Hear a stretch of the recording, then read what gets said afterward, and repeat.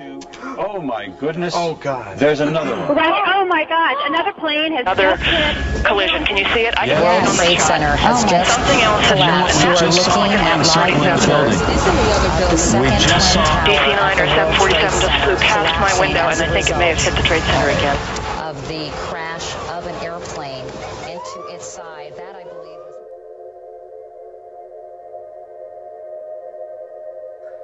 There are four major sections in the Patriot Act that sums it up. The first section is Section 213, which involves secret searches. It allows the government to search any person without any consent. The second one is Section 214, which allows the government to tap into anyone's email or phones with only small to little evidence. Next is Section 215. This allows the government to look into third-party records, such as medical records and financial records. Finally, Section 218 deals with foreign and international wiretapping.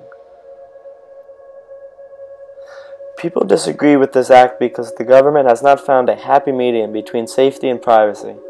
While technology is evolving, security is decreasing.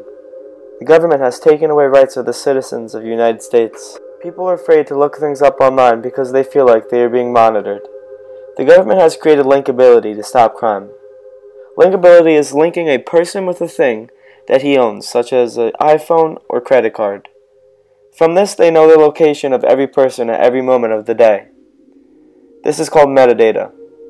With metadata, the government can figure out who was where at what time, especially during a bomb scare or a murder. Even though most of the data collected is true, the content is nearly never correct and can cause people to get wrongly accused. This is a slide of the PRISM program, and maybe you could tell the audience what that was that was revealed.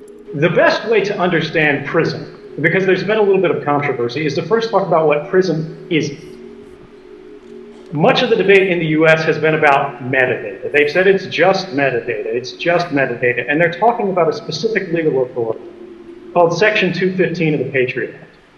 That allows sort of warrantless wiretapping, mass surveillance of the entire country's sort of phone records, things like that.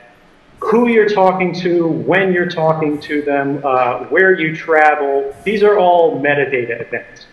PRISM is about content. It's a program through which the government could compel corporate America. It could sort of deputize corporate America to do its dirty work for the NSA. And even though some of these companies did resist, even though some of them, I believe Yahoo was one of them, challenged them in court, they all lost because it was never tried by an open court. They were only tried by a secret court. And something that we've seen, something about the PRISM program that's very concerning me is there's been a talking point in the US government where they've said 15 federal judges have reviewed these programs and found them to be lawful. But what they don't tell you is those are secret judges in a secret court based on secret interpretations of law that's considered 34,000 warrant requests over 33 years, and in 33 years only rejected 11 government requests. The NSA was previously asked by Congress, was there any ability that they had to even give a rough ballpark estimate of the amount of American communications that were being intercepted? They said no. They said we don't track those stats, and we can't track those stats. We can't tell you how many communications we're intercepting around the world, because to tell you that would be to invade your privacy. Now, I really appreciate that sentiment from them, but the reality when you look at this slide is not only do they have the capability already exists. It's already in place.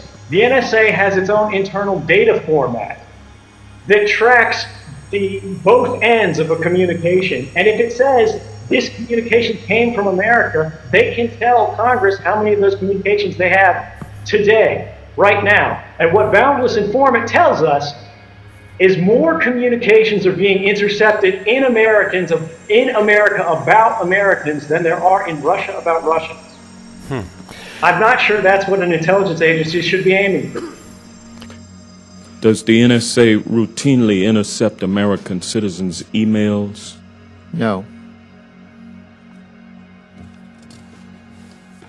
Does the NSA intercept Americans' cell phone conversations? No. Google searches? No. Text messages? No. Amazon.com orders? No. Bank records? No. The Patriot Act is unjust for two reasons. The first reason is it takes away human rights. It goes against the Fourth Amendment, which guarantees privacy to every citizen living in the United States. Instead of doing this, the Patriot Act does the opposite. It records and monitors everything a person does throughout the day, taking away a human right that every person should have: security and privacy.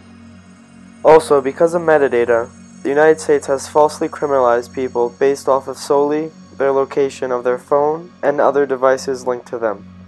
The second reason is it gives too much power to the government.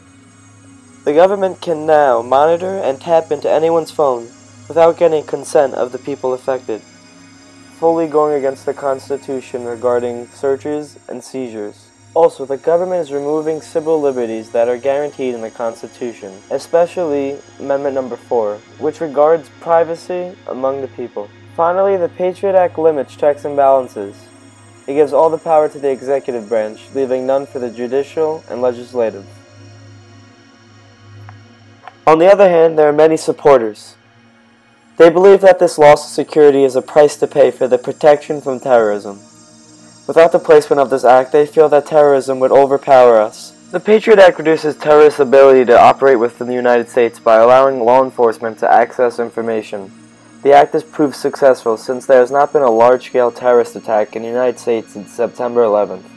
Also, this act has resulted in many convictions of terrorists and other drug-related crimes.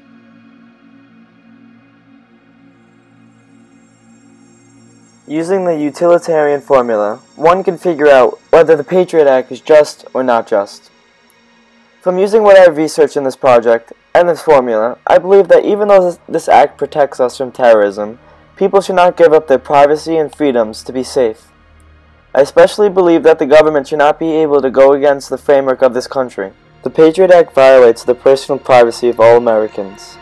It has deprived the citizens basic rights that were promised to them in the Constitution. The bad effects of the Patriot Act, such as human rights taken away and too much power given to the government, overpasses the good that comes from the Patriot Act, even safety, making the Patriot Act unjust and unethical.